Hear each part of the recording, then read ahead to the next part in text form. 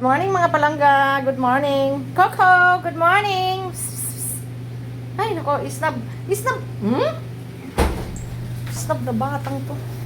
Yan mga palangga. Ito ay pang 1 week na naulam. Inaano ko lang. Kasi para hindi sayang sa gasol. And then, init-init na lang. Halimbawa, ang prito. Prito kasi to eh.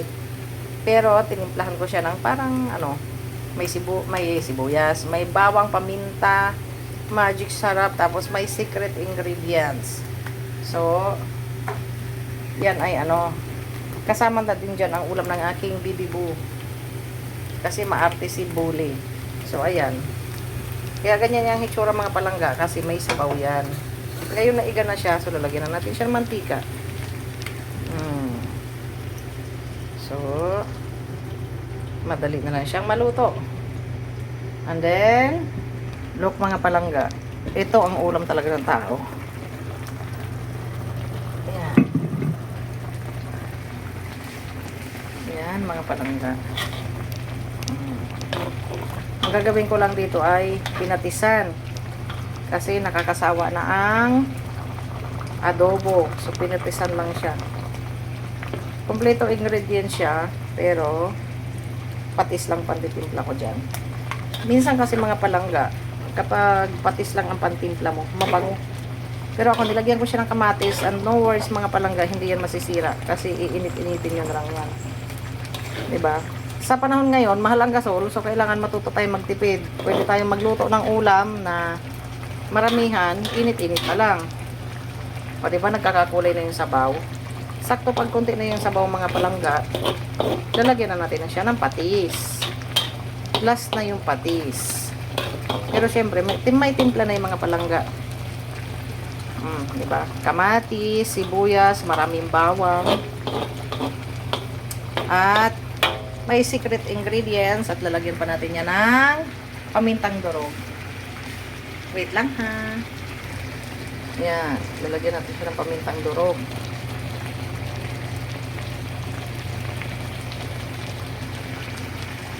Ayan mga palangga.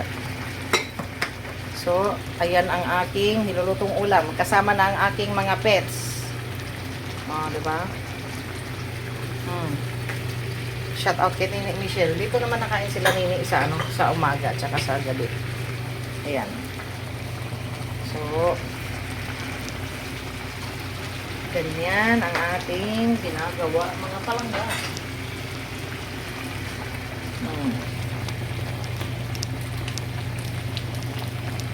Bango na dito sa aking kusina. Ngayon lang ako magbe-breakfast ng heavy breakfast kasi hindi pa ako nakabili ng kamote. Actually, ang ginagawa kong breakfast ay kamote. Ayan. So, takpan muna natin siya. Hanggang sa kumunti ang sabaw at mamaya ang last ay patis at bell pepper. So, ayan ang ating ginagawa mga palangga. Ito yung ating bell pepper. Yan. Nakikita nyo ang aking kitchen. Napakita ko na ito sa recently kong video. Andun ang ating pinakamalaking ref. O, diba? So, alam nyo na. Nakakaano din kasi magluto. Nakakatamad yung maya-maya kaluto, maya-maya. So, kung kaya din naman na hindi masisira yung pagkain, i-ano nyo na lang. Magluto na lang kayo ng maramihan. Tip number 1. Kasi, napakarami ngayong nagtataasan ng mga presyo, nagmamahalan. Number 1 ang gasol. Dito sa Romblon ngayon ay 1,700. Wow!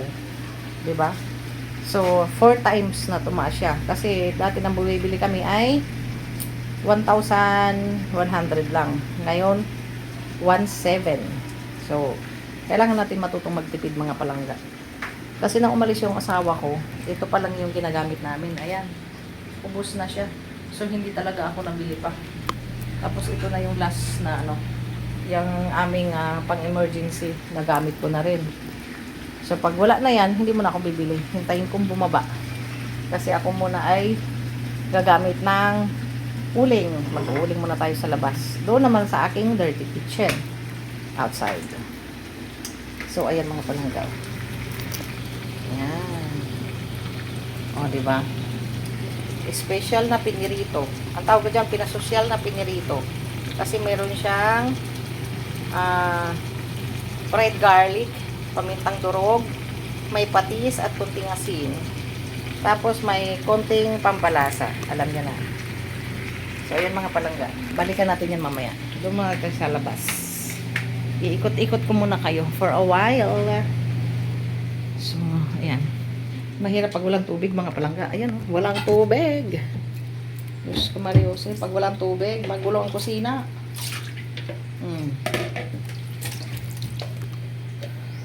Oh, diba? Nak! Kaya na nak! Nak, kaya pa ho, nalinta ni mama. Yan, lagay mo dun. Opo, hugasan man yan, naiwan dito.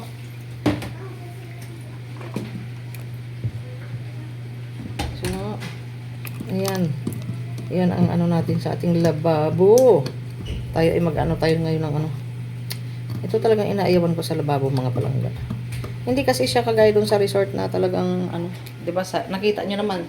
Kung kayo ay naka-follow and subscribe sa akin, alam niyo ang mga recently video ko sa resort. Mas malaki kasi ang ano doon, maluwag. Maluwag ang aming ano doon. Dalhan na ina dito kay makayat ina.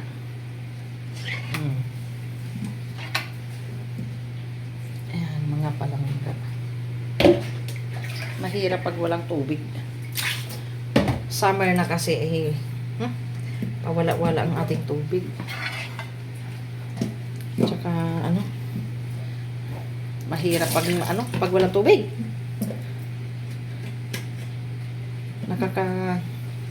Sorang. Sorry sa aking words mga palangga. Diba? Pag wala kasing tubig, hindi ka makapaglinis ng mabuti. Ganon yung sanay tayo sa malinis. Kaya kailangan na yan. I-maintain natin ang kalinisan kasi para din naman sa atin yan mga palangga. Yan. So, ayan ang aking pantry. Yan, konti na lang ang aking stock. Pero okay pa yan. Good for 1 week pa yung aking gulay. Yan, diba? Yan mga palangga, ang aking mga stock. Karamihan dyan ay galing sa Denmark. Dala ng aking asawa. Yan, mabango na. Ang bango-bango na ng aking special piniritong fish. Pinasosyal na piniritong fish.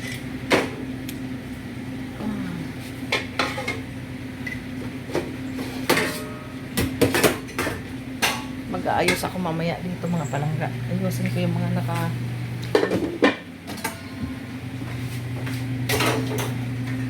ayusin ko ito mamaya. Pero matutulog muna ako. Hindi ako nakatulog ng maayos kagabi. So, ayan mga palangga. Balik na tayo. Wala pa. Hindi pa siya Hindi pa siya. Pwedeng balik na rin. Ikaw naman. Oh, mainit. Oh, diba? Oh, nakikita nyo? Gumagalaw-galaw na. Shout out kay Papsi. Itong paborito niya nang siya ay hindi pa high blood. Mga palangga. Nagalihok-lihok ang tawag doon, gumagalaw-galaw in Tagalog. Nagsishaking ng ang fat. Pero ako talaga, mga palangga, hindi ko na kinakain yung taba na yan. Pwede yan sa mga bata pa. Kasi hindi pa sila naka-high blood. Ito yung last na nabiling baboy ng asawa ko bago siya nagpa-Denmark. Masyadong mataba. Ang binigay ni Bing, ay nakto. Kaya, mga palangga, konting pa. Kailangan pa natin bawasan ng yan. Bawasan ng sabaw. Kailangan yun iga-iga siya. Para pag nilagyan mo siya ng patis, ang bango. Mga palangga. So, may small house. Ayan ang aking bahay. Oo, diba? May kasama ako dito ngayon. Si Nini Mitch. Shout out kay Nini Mitch. At sa kanyang daughter. Ayan ang aming view, mga palangga. Ayun. Yan ang paborito kong pwesto sa umaga. Ayan, may bill paper na naman ako. So, lahat na nakikita nyo sa aking lutuin, mga palangga ng mga bill paper, yun ay galing sa aking tanim. Ayan o, mag-harvest na naman ako soon. So, ayan, naglaba ako kahapon. Mga palangga. Ayan, nakikita nyo ang aking iba. Ang dami. Ayan o. Oh, diba? Ang daming bunga. Masipag yan. Pamana sa akin ni Auntie Stella. So, ito ang aking garden. Kita nyo. Mga palangga. Ito ang garden, and then ito ang aking dirty kitchen. So, pag naubos ang aking gasol, dyan ako magluluto, mga palangga. Dyan. So, pakita ko pala sa inyo, bago ako mag-goodbye, ang aking ginawang malunggay. Oh, ayan, mga palangga. Medyo magulo ngayon ang aking bahay kasi naglaba ako eh. Ayan, ang ginawa kong bawansot na malunggay. Ayan, nilagyan ko ng ano, mataba ang lupa niyan.